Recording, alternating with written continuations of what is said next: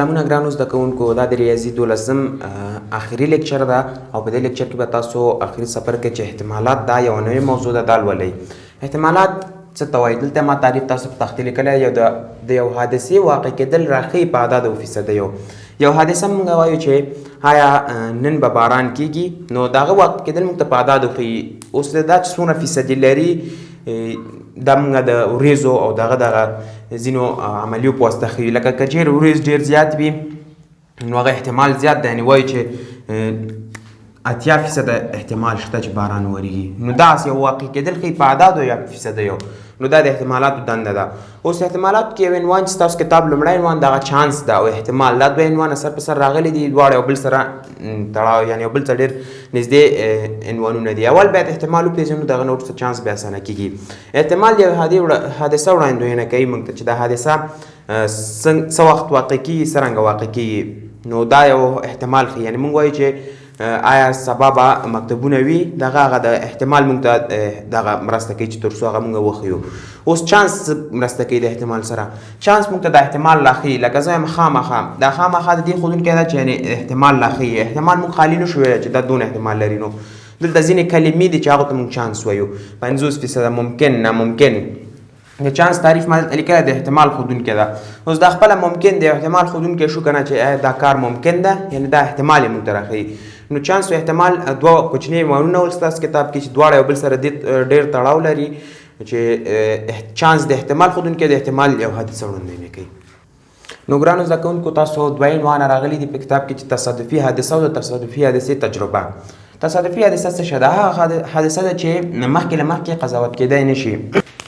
نو لکه څنګه چې ما ویلې هغه حادثه چې مخکې له مخکې قضاوت کېدی نه شي، یعنې زه درته وایم د یو سکې اچول. کله چې تاسو یو سکه اچوئ تاسو یې شعر خط، یعنې مخکې د مخکې موږ نشو ویلی چې دا به شعر راځي که خط. اوس حادثې تجربه څه شی ده؟ مختلفو خلکو ته مختلف نتایج ورکوي. همدغه سکې اچول، ما ته کېدای شي شعر راوځي، کېدای شي یو بل خط راوځي. یعنې داسې نه ده چې ټولو ته به یو شی راوځي، یعنې مختلف شیان راوځي. نو تصادفي حادثه چې موږ یې قضاوت ورته نشو کولی، مخکې نمونې فضا ده. نمونې فضا د ټولو نتایجو سټ دی. یو احتمال ټول نتیجې څه دي، یعنې کومې نتیجې ورکولی شي. زه به تاسو ته وایم د سکې اچول، دې کې څو نتیجې موږ ته راتلی شي؟ دوه نتیجې، یا به شعر یا به خط. دغه سټ ته شعر او خط دا د نمونې فضا ده. دا د نمونې فضا شو، یعنې دغه د سکې په اچولو کې دوه دانې موارد دي چې باید واقع شي، یعنې یو به شعر یو به خط وي. د ټولو نتایجو سټ ته موږ وایو چې دا ټول نتایج شوي. که چېرې زه یو دایره تاسو ته رسمه کړمه، دې دایره کې 4 رنګه مه ورکړي دي. لیکمه تور، سپین، بیا یو ځل بیا تور ده او شین ده. اوس د دې وایي تاسو دې دایرې د یو رنګ کې تاسو لاس دی په سترګو پټو، تاسو د دې احتمال پیدا کوئ. د احتمال پیدا کولو لپاره څه کوئ؟ نمونې فضا باید لومړی معلومه کړئ چې یعنې د کې څو دانې رنګ دي په دې کې، یعنې ټول نتایج څو دي. ګورو پکې تور ده، سپین ده، شین ده. تور دوه ځل راغلی، نو موږ یې یو ځل لیکو ځکه چې په نمونې فضا کې موږ هغه یو ځل هغه راتلی شي. د نمونې فضا د ټولو نتایجو سټ دی، چې څونه شیان موږ ته واقع کېدی شي د هغه ټولو نتیجه راښیي. نو دا و د نمونې فضا. نو ګرانو زده کوونکو، ستاسو بل عنوان چې دغه نظري احتمال ده. مساعد حالتونو شمېر په ټولو تعداد باندې ده ته نظري احتمال وایي. دا فرمول لري ځان ته. احتمال مساوي کېږي یا نظري احتمال یا احتمال. مساعد حالتونه پر ټول حالتونه. تاسو ته زه مثال داسې در کومه، دا فرمول شو، دا تعریف شو، تاسو ځان سره نوټ کړئ. مثال به زه تاسو ته ولیکم. د لاندې رنګونو احتمال پیدا کړئ. داسې مثال ده، یو دایره درکول کېږي، په هغه کې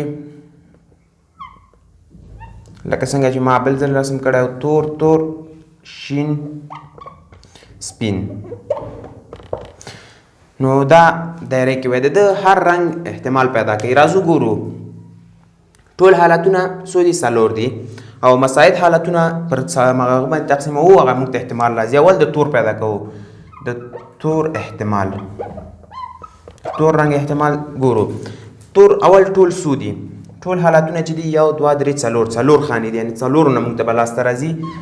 ټول حالتونه څلور شول. اوس تور رنګونه پکې څو دانې دي؟ 1 2 2 ځایه تور دي نو راځي 2 پر 4 یعنې نیم 0.50 یا 5 یا 50 یا 5 دواړه یو شی دي. خو دا د فیصدي په ډول څنګه ښودل کېږي؟ هر فیصدي دپاره دا 2 خانې اشاري چې کله دې خوا ځي هغه د فیصد په ډول کېږي، اشاري 50%. نو د تور احتمال چې ده 50% ده. اوس راځو د شین احتمال ته.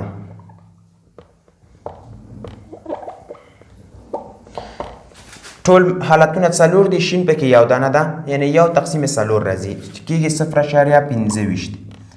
0.25 فیصدي په ډول اشاري دلته راولي 25% کېږي. د شین احتمال او د سپین هم دا یوه خانه ده، نو د سپین هم کېدای شي. د سپین احتمال، د سپین او شین دواړه یو شی دي، نو همدغه 25% د سپین دپاره هم ده. نو د دغه رنګونو احتمال موږ ته لاسته راغی چې د تور رنګ 50% احتمال لري، دوه نور چې دي 25%. اول دا چې احتمال د 0 نه تر 1 پورې قیمت عالي او 0 1 هم کېدای شي. که چېرې یو څوک ووایي چې د سور رنګ احتمال دلته چېرې ده، د سور رنګ احتمال، د سور احتمال، سور احتمال ته ګورو، هیڅ سور دلته شته نه، یعنې 0 ده او ټول 4 دي. 0 تقسیم عدد 0 کېږي، یعنې 0 هم کېدای شي 0%. نو ټول 0 نه تر 1 والي او د فیصدۍ په ډول چې کله ښیو هغه د 0 نه تر 0% داسې ښودل کېږي. نو دا اوس تاسو د ریاضي آخري لیکچر چې احتمالات و او ډېر ساده درسونه وو، په ورځني ژوند کې ځینې استفاده ترې لري. که چېرې کوم مشکل سره مخ شوي تاسو په کمنټ کې راته لیکلی شئ او